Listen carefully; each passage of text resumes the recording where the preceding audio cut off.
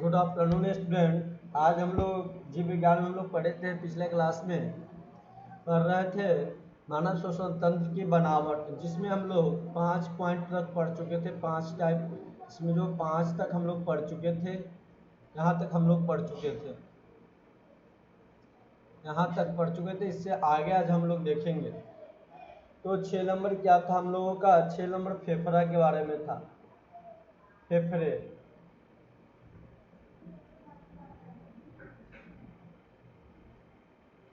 फेफड़े के बारे में था 6 नंबर। तो फेफड़े के बारे में था, तो हम लोग इसके बारे में जानते हैं। फेफड़े के बारे में तो दोनों ब्रॉक्स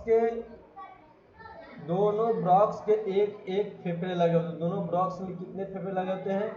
एक एक फेफड़े लगे हो रहते हैं। अब प्रत्येक फेफड़े दोहरी झिल्लियों से घिरा, जितने भी फेफड़े होते हैं कितने दोहरी झिल्लियों से घिरे रहता है, जिसे फुफ्फुस, वर्नी या पल्मोनरी झिल्लियां कहते हैं। ब्रॉन्क्स जब फेफड़े के अंदर पहुंचता तो छोटी छोटी अनेक शाखाओं में विभाजित। द ब्रॉन्क्स आपकी छोटी छोटी ब्रॉन्क्स जब आपका छोटी छोटी क्या करता है? छोटी छोटी अनेक शाखाओं में विभाजित हो जाते हैं। अब इसके बाद ध्यान रखिएगा कि प्रत्येक शाखा को ब्रोंक्यूल कहते हैं। जितने भी शाखा होते हैं उन्हें क्या कहते हैं? ब्रोंक्यूल कहते हैं। ब्रोंक्यूल पतली भित्ति वाली कुपिकाओं में खुलते हैं। इन कुपिकाओं को वायुकोश या एल्वोलाई कहते हैं। इनकी भित्तियां में एक कोशिका का जाल बिछा होता है। जो भित्तियां होती है इनके भीतर एक कोशिका का जाल बिछा रहता है।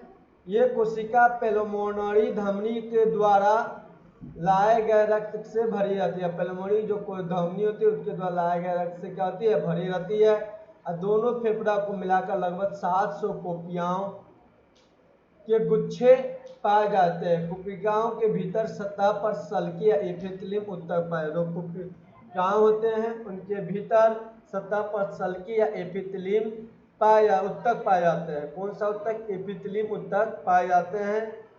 और कुपिकाओं के कारण फेफड़े का आंतरिक क्षेत्रफल वास्तविक रूप से बढ़ जाता है।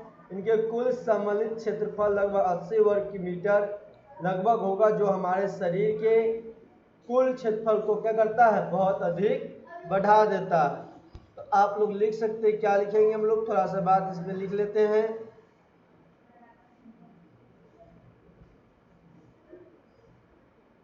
फेफड़ा के बारे में अब जान लीजिए कौन सा झिल्ली होता है। पेल्मोनरी झिल्ली किसे कहते हैं?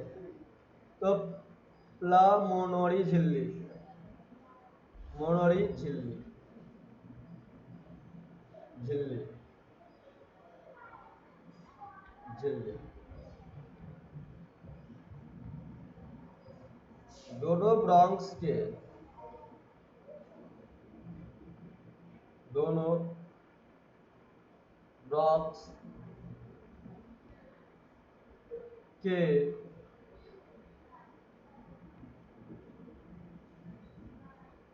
से एक एक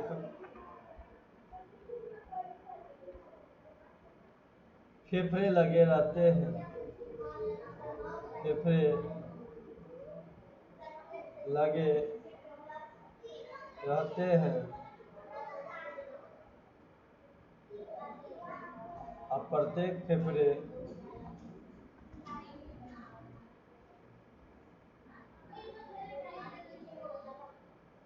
दोहरी झिल्लियों से घिरी रहती है। दोहरी झिल्लियों से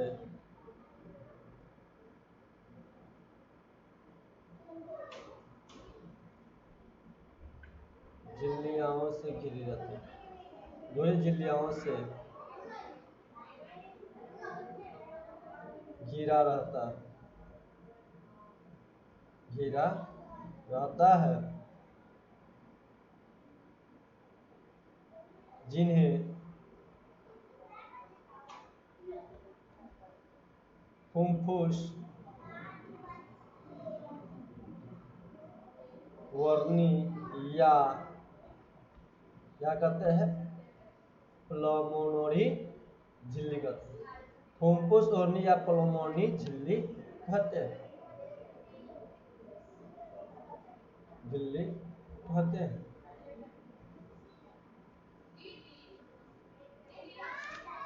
अब इसके बाद आप लोग सातवां बात समझिए किसके बारे में। तो सातवां बात आप लोगों का है डायफ्राम।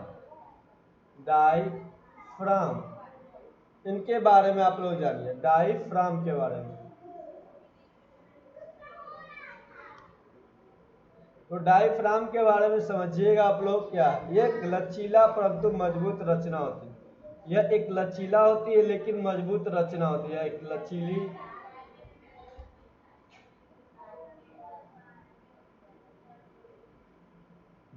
लचीली परंतु मजबूत रचना होती है। परंतु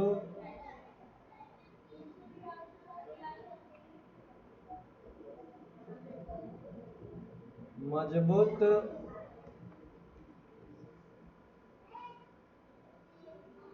रचना होती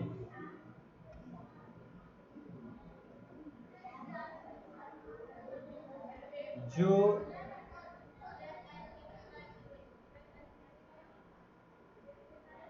वक्ष उदर से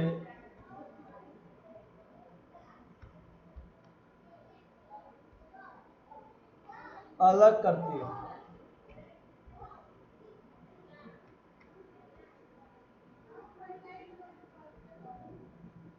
देखिए एक लचीला परंतु मजबूत वक्ष जो डायफ्राम होता है आपका, एक लचीली होती है परंतु मजबूत रचना जैसी होती है जो एक उदर से पेट से आपका वक्ष अलग करती है। यह ऊपर अथवा नीचे की ओर फैलकर वक्ष गुहा को आयतन को घटाने या बढ़ाने का कार्य करती है, जिसकी गलत फेफड़े क्या करते हैं, पिचकते हैं और फूलते हैं।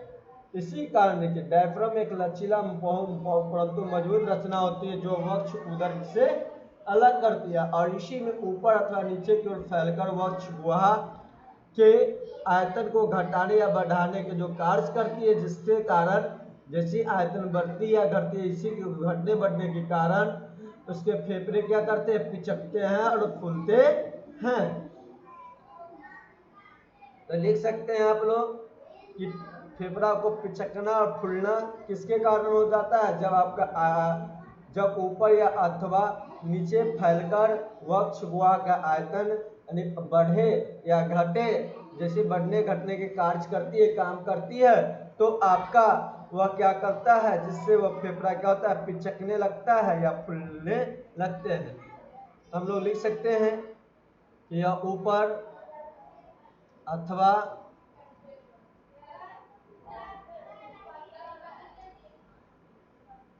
अथवा नीचे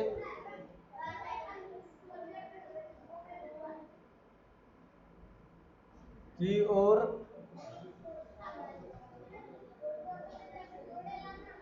फैलकर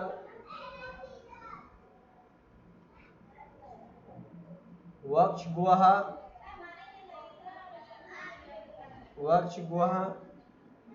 आयतन को घटाने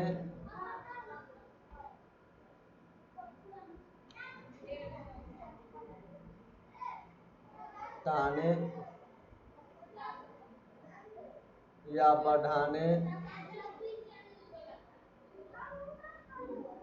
बढ़ाने का कार्य करती है, जिसके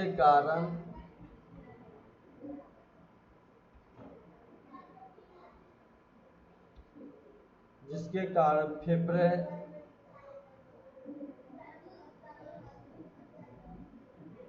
पिचकते हैं और फूलते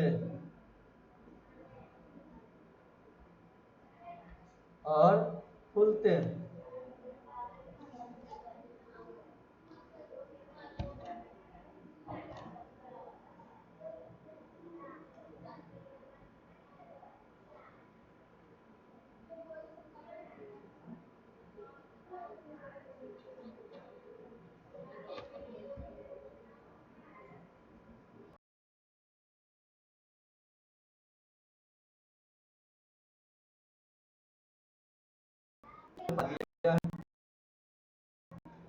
कितने बराबर आप लोग को सावन बताए गए थे।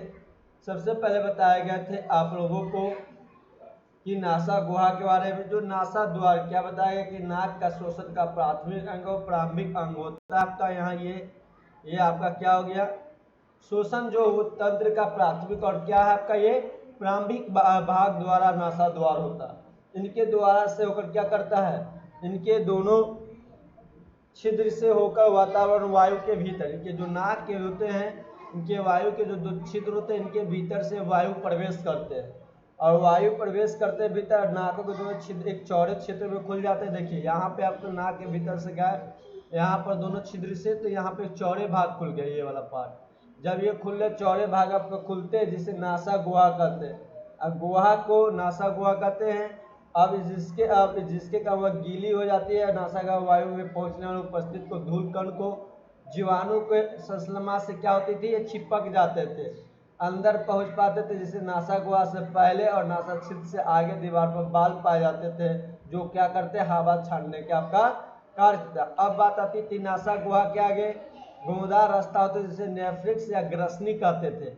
यहाँ पर आप देखिए घुमावदार रास्ता होती थी जिसे यहाँ पे आपको ये क्या कहते थे, हम इसे ग्रसनी कहते थे। क्या कहते थे, ये घुमावदार जो रास्ता होती थी उसे हम लोग नासा द्वार के बाद नासा गुहा के बाद एक क्या होते थे आपका ग्रसनी होता है। जो ग्रसनी होते हैं तो उसे हम लोग एक ग्रसनी एक छिद्र द्वारा श्वसन सली में खुलता है। ग्रसनी एक छिद्र के द्वारा कहाँ खुल जाता है आपका श्वसन सली में खुलती थी जिसे गलाटिक्स कहते थे। आप लोग इस सभी बात को आपको पढ़ाया गया था। एक उपस्थित कपाट के द्वारा ढका रहता है, एक उपस्थित कपाट के द्वारा क्या होता था, ये ढका रहता है जिसे इपीग्लॉटिक्स भी कहते हैं। ये श्वसन कर नली को भोजन के कणों से ला जाने से रोकता था। इसके बाद आप लोगों को कंठ के बारे में पढ़ाया गया था, टर्किया के बारे में। कंठ या टर्किया, यहाँ पर देखिए कंठ है या टर्किया है, इसे कह सकते हैं आप कंठ या टर्किया। तो कंठ या टर्किया के बारे में क्या बताया गया था कि लंबी चौड़ी उपस्थित की बड़ी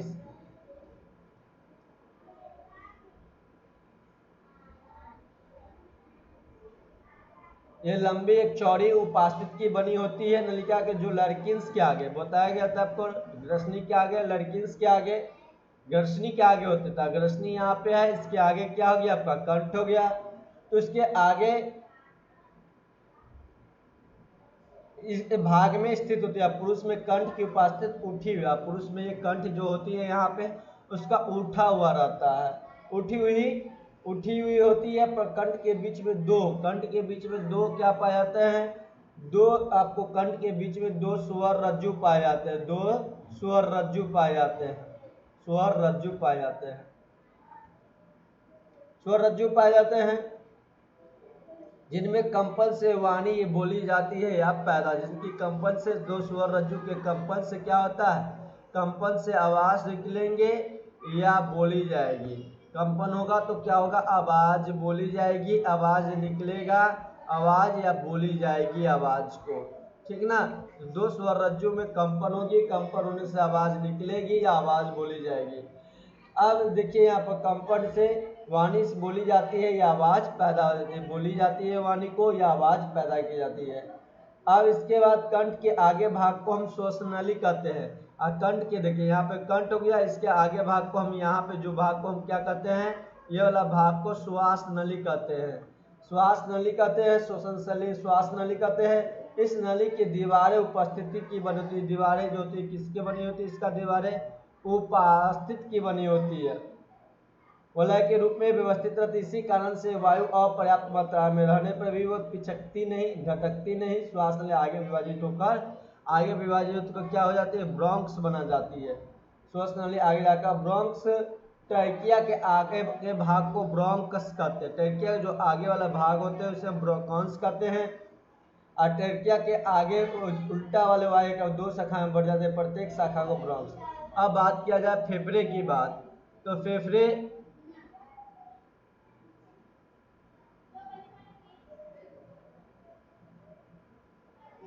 अब यहाँ पर आप देखिएगा ये श्वसनी हो गया, यहाँ पर ये फेफड़े की बात, एक टाइप इधर फेफड़ा आपका हो जाएंगे, एक इधर हो जाएंगे, दो फेफड़े होंगे तो इधर। अब देखिए जब होंगे तो दोनों ब्रॉन्स एक फेफड़े से लगे होते हैं, प्रत्येक झिल्लियों से क्या होते हैं, अब हम लोग समझेंगे इसके बाद ये आपका कुपिका है, ये भी कुपिका के बारे में पढ़ाया गया था आपको। ये शोषण हो गया, ये आपका डायफ्राम हो गया, ये वाला पार्ट। ये जो देख रहे हैं ये आप ये 24 गो रिब होते हैं, पसली होते हैं, ये पसली है, 12 इधर 12 इधर होते हैं, 24 गो होते हैं ये, ठीक ना। अब इसके बाद देखिएगा आप लोग, ये फुफ्फुस आवरण से ढका हुआ है ये पूरा पार्ट आपका।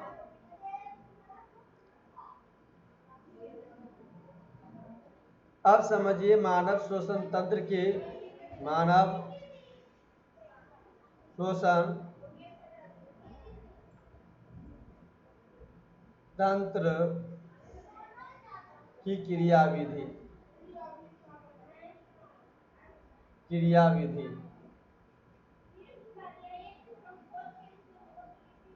क्रियाविधि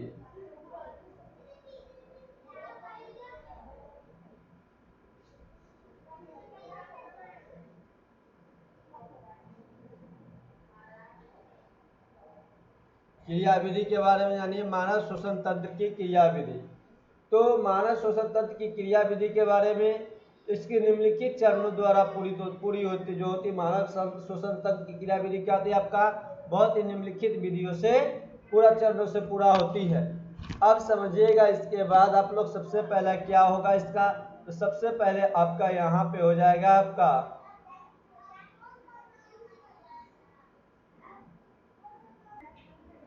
तो आपका पहला क्या हो जाएगा, अंतः शोषण यानी शोषण, अंतः शोषण, अंतः शोषण या निशोषण, अंतः शोषण या निशोषण।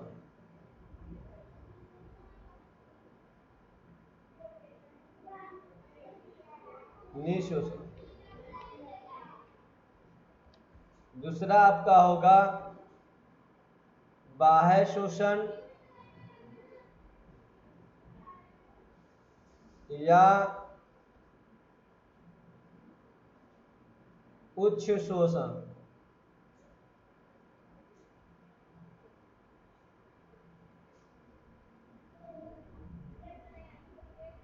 तीसरा आपका होगा गैस विनिमय,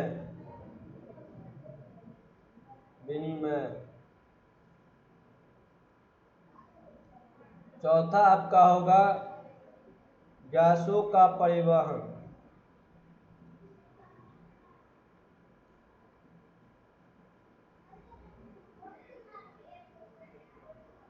गैसों का परिवहन। तो चार होगा आपका, पहला होगा अंतः शोषण या निशोषण, दूसरा होगा बाह्य शोषण या उच्च शोषण, तीसरा होगा गैस विनिमय, चौथा होगा गैसों का परिवहन। ये चार बातों का भी हम लोग सीखेंगे, इसके बारे में जानेंगे। तो पहली बात की बात किया जाए, पहला आपका क्या, तो हम लोग अभी सीखेंगे अंत शोषण के बारे में, अंत शोषण के बारे में। तो अंत शोषण के बारे में जब जानेंगे तो हम लोग वातावरण के वायु में फेफड़ा में जब प्रवेश करना निशोषण कहलाता है। अंतः शोषण निशोषण एक ही बात है, इस बात को ध्यान रखिएगा, या आप लिख सकते हैं या निशोषण, निशोषण। अंतः शोषण का ही दूसरा नाम क्या है, निशोषण। अब निशोषण है तो इसी के बारे में हम लोग जानेंगे। जब जानेंगे इसके बारे में पढ़ेंगे तो देखिए सबसे पहले क्या होगा, तो वातावरण की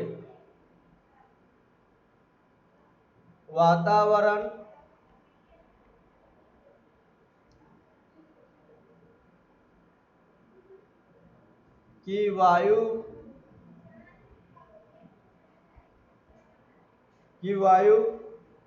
को फेफड़ा में प्रवेश करना, फेफड़े में, फेफड़ों में प्रवेश करना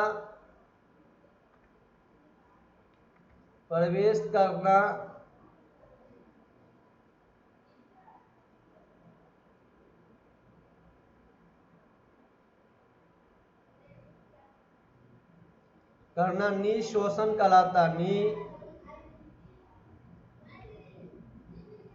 श्वसन,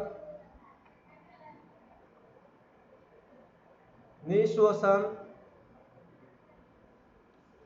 कहलाता है। निश्वसन कहलाता है। निश्वसन कहलाता है।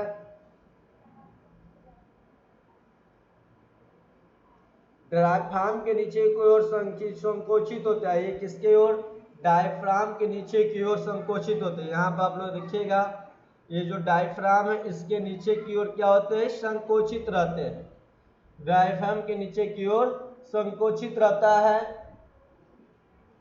और सीने में पसलियां की फैलती, जो सीने की पसलियों में फैली होती है। यहाँ पर आप लोग देखिएगा, जो सीने होते हैं, ये पसली है जो आपका, ये सीना का पसली है, इसमें फैली रहती है। पसली जो आप दिख रहे हैं यहाँ पर, ये पसली इसमें आपका फैली रहती है। इस पसलियों में क्या रहती है? फैली रहती है, फैलती है। और पेट की पेशियां सुकड़ती है, और पेट की जो पेशियां होती है इसमें सुकड़ती है, जिसके वक्ष गुहा का आयतन क्या होता है?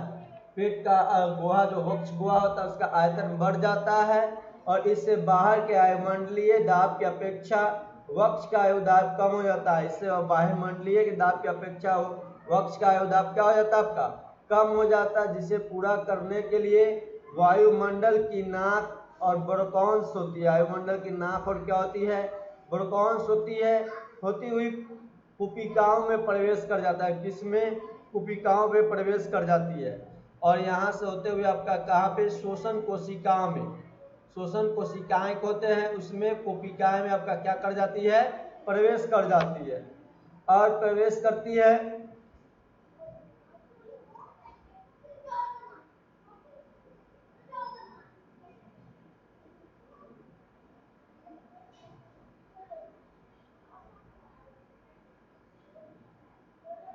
कुपिकाओं में प्रवेश कर, और दोनों फेफड़े हवा से भर जाते हैं। दोनों जो फेफड़ा होता है उसका हवा से क्या होता है? भर जाता है। अब दूसरी बात आप लोग समझिएगा, बाह्य शोषण के बारे में। किसके बारे में? बाह्य शोषण के बारे में। दूसरी बात हम लोग किसके बारे में जानेंगे? बाह्य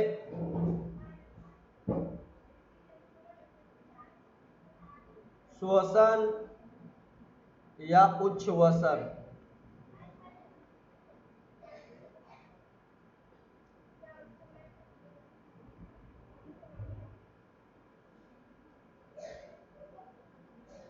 वसन,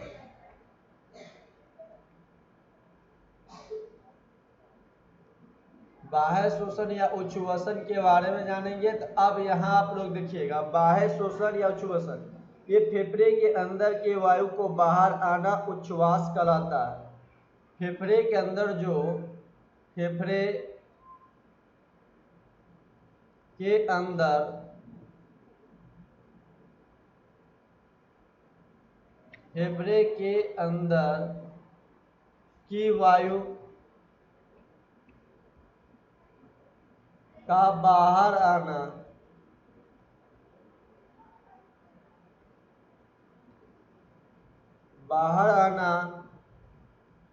उच्छ्वसन कहलाता है। उच्छ्वसन कहलाता है।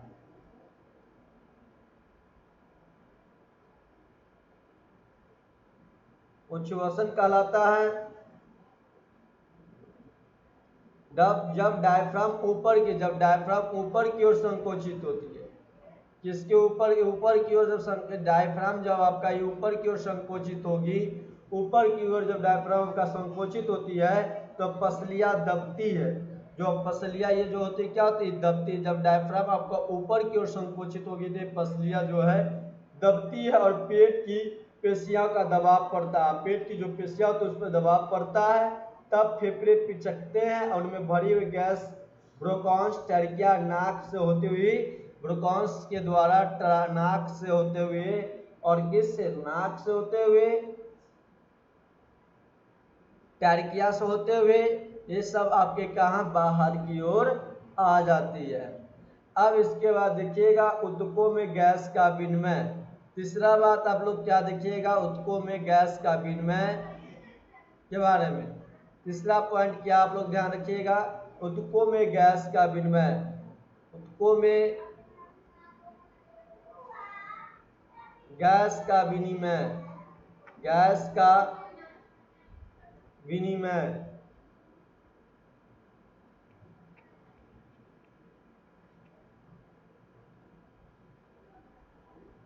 तो ऊतकों में गैस के विनिमय के बारे में आप लोग जानिए। अब ये क्या है तो समझिएगा कि जैसे फेफड़ा में उपस्थित, जैसे फेफड़ा में आप स्थित होते हैं, फेफड़े में स्थित कुपिकाओं से भरी वायु को और कुपिकाओं के आंतरिक भित्ति में स्थित पालामोड़ी धमनियों को शिराओं के रक्त के बीच, जो शिराएं होती है उसके रक्त के बीच ऑक्सीजन और कार्बन डाइऑक्साइड गैस, ऑक्सीजन और कार्बन डाइऑक्साइड गैस क्या होती है, कार्बन डाइऑक्साइड गैस के लेन देन को हम लोग गैस का विनिमय कहते हैं। और उसके गैस के जैसे कार्बन डाइऑक्साइड को लेना देने को विनिमय को, गैस को हम क्या कहते हैं, विनिमय कहते हैं। तो आप लोग लिख सकते हैं यहाँ पर, हम लोग क्या लिख सकते हैं इसमें,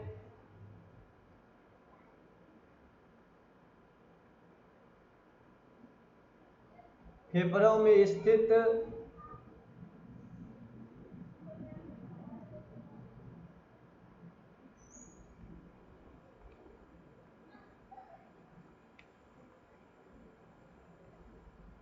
फेफड़ों में स्थित कुपिकाओं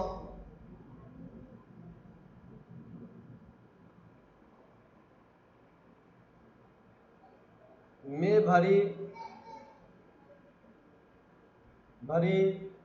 हुई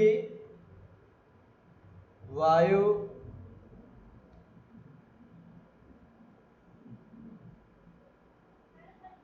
और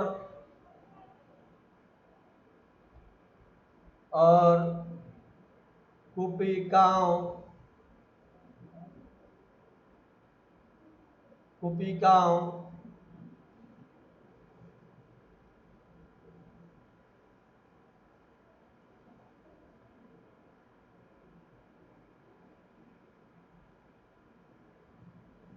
की आंतरिक भित्ति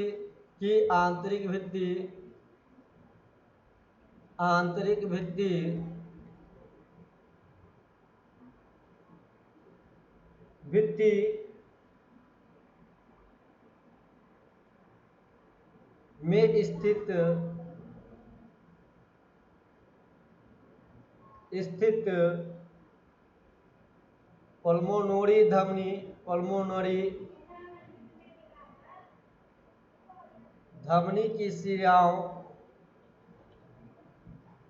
धमनी की शिराओं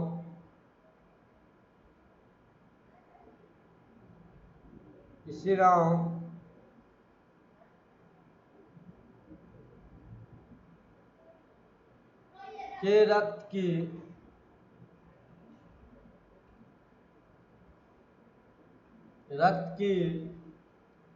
के बीच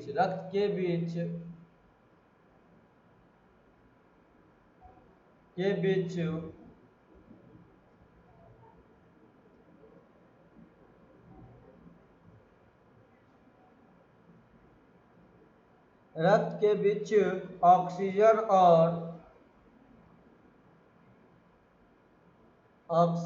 और कार्बन डाइऑक्साइड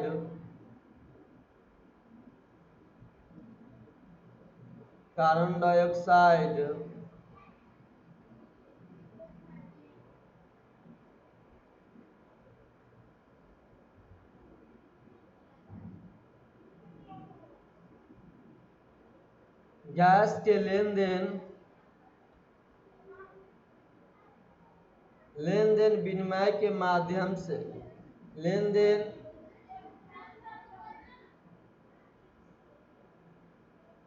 को गैस का विनिमय कहते हैं।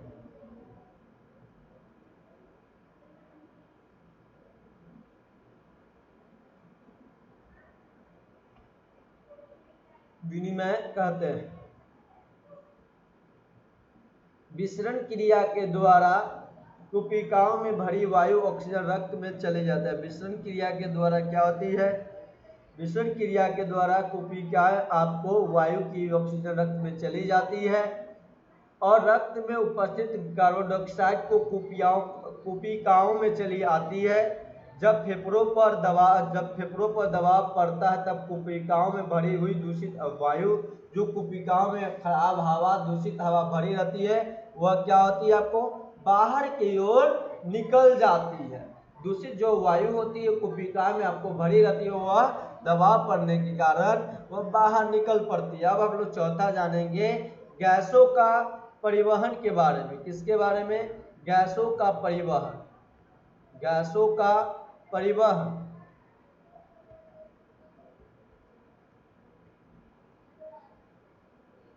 गैसों के परिवहन के बारे में जानेंगे।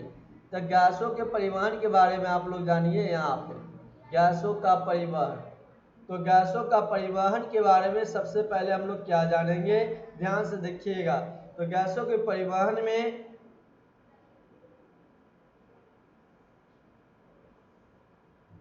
गैसों की परिवहन,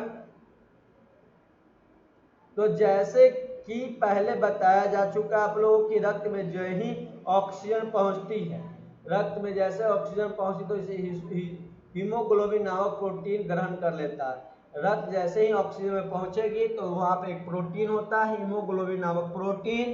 हीमोग्लोबिन नामक प्रोटीन ग्रहण कर लेता है और रक्त के साथ आगे बढ़ जाता है, और रक्त के साथ क्या करता है, वह आगे बढ़ जाता है। हीमोग्लोबिन उत्तक द्रव में ऑक्सीजन को छोड़कर मुक्त हो जाता है।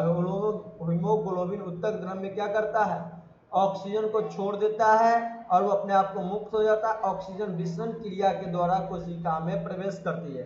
और उसके बाद जैसे ही वहां से हीमोग्लोबिन उत्तक द्रव अलग होता है वहां से, उसके बाद ऑक्सीजन किसके द्वारा कोशिका में पहुंचती है, तो कोशिका में विसरण क्रिया के द्वारा आपको प्रवेश करती है, जिसकी सहायता माइटोकॉन्ड्रिया के अंदर कोशिकीय शोषण होता है।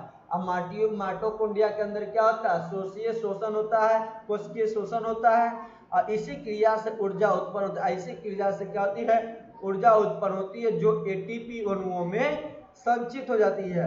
यही कारण है कि माइटोकॉन्ड्रिया की कोशिका को पावर हाउस कहा जाता है। इसी कारण से माइटोकॉन्ड्रिया को क्या कहा जाता है, पावर हाउस कहा जाता है। कोशिकाओं का पावर हाउस किसे कहा जाता है, तो माइटोकॉन्ड्रिया के कहा जाता है।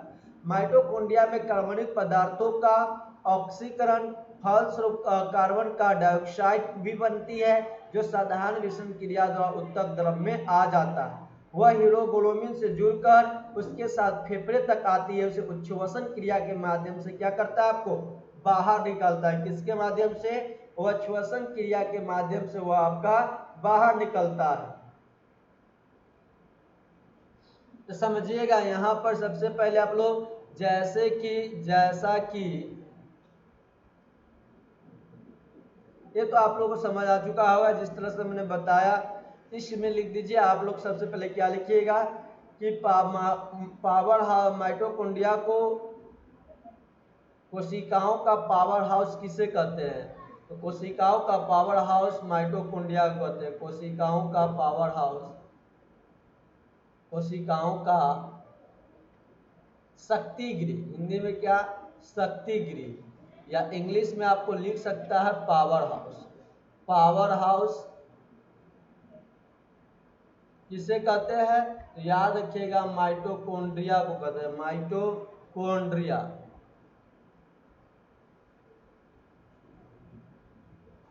माइटोकॉन्ड्रिया को कहते हैं, माइटोकॉन्ड्रिया को कहते हैं, माइटोकॉन्ड्रिया को कहते हैं। आप याद रखिएगा ऑक्सीजन किसके कोशिकाओं में किसके द्वारा पहुंचता है, तो विसरण प्रक्रिया द्वारा। ऑक्सीजन विसरण क्रिया द्वारा आपकी कोशिका में पहुंचता है। ऑक्सीजन किसके द्वारा, विसरण क्रिया के द्वारा। ऑक्सीजन आपका विसरण क्रिया के द्वारा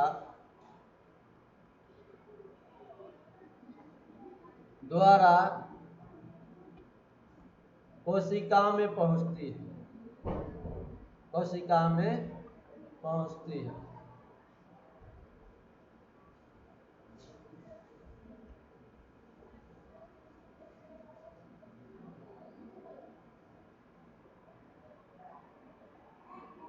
है। अब इसके बाद आप लोग देखिएगा तो हम लोग क्या लिख सकते हैं, कोशिका की ऊर्जा मुद्रा के बारे में। समझिए कोशिका की ऊर्जा मुद्रा। कोशिका की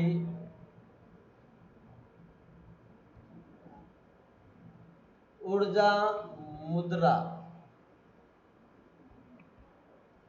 इसके बारे में। तो कोशिका में कार्बनिक पदार्थों का ऑक्सीकरण धीरे धीरे और चरणबद्ध रूप में होता है। उससे ऊर्जा का संचरण होता है, उससे ऊर्जा का एक संचरण होता है। ऊर्जा धीरे धीरे मुक्त होती है। मुक्त होने वाली ऊर्जा को एक विशिष्ट रासायनिक पदार्थ एटीपी, तो एटीपी का फुल फॉर्म याद रखिएगा। एटीपी का फुल फॉर्म क्या होगा, ध्यान रखिएगा। इंडोनोसाइन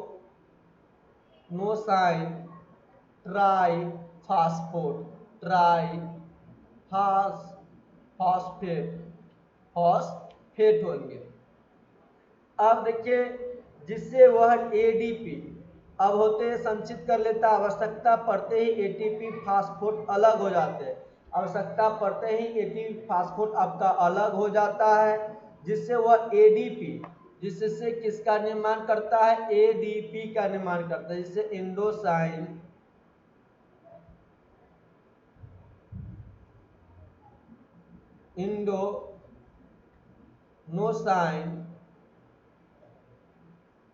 डी फास्फोट कहते हैं, डी फास्फोट।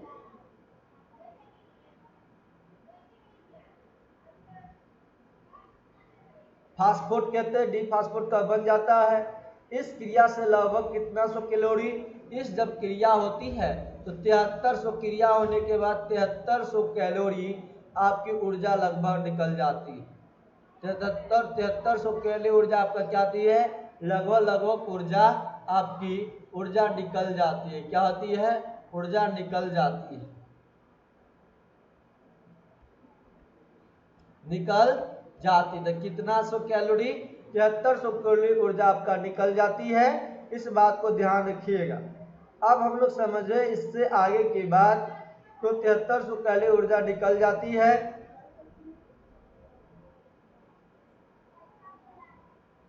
और इस ऊर्जा का उपयोग आपको उपचाय अर्थात अंतरोसोमी क्रियाओं का संचालन में किया जाता है। पुनः जब किसी नए अणु के टूटने से ऊर्जा मुक्त होती है, तब एक फास्फोट अणु उस ऊर्जा को एडीपी में से आ जुड़ता है, जिसे एडीपी एटीपी में बदल जाता है। इस प्रकार एडीपी एटीपी का चक्र चलता रहता है। एडीपी के अणुओं से एटीपी का अणुओं का बनना ऑक्सीकरण फास्फोरिलेशन कहलाता है। अब याद रखिएगा, एडीपी से एक बात को याद रखिएगा, एडीपी के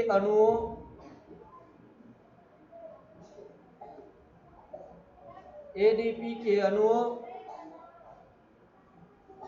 से एटीपी के अणुओं का बनना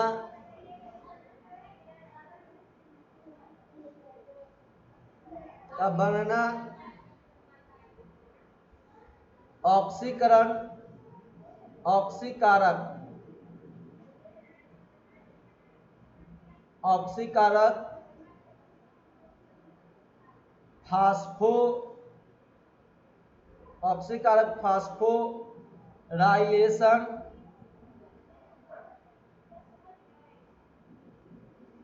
फास्फोराइलेशन कहलाता है।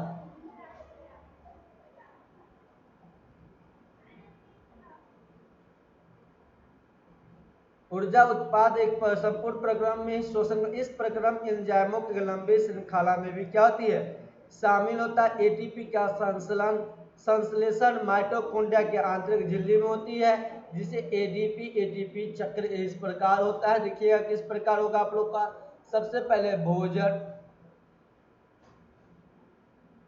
भोजन के बाद याद रखिएगा क्या होता है, ऊर्जा। भोजन करेंगे तो क्या मिलेगा, ऊर्जा। भोजन करने से ऊर्जा, तो भोजन करने से हमें ऊर्जा मिला, क्या मिलेगा, ऊर्जा। ऊर्जा मिला तो ऊर्जा जब मिलेगा तो या तो एटीपी या एडीपी,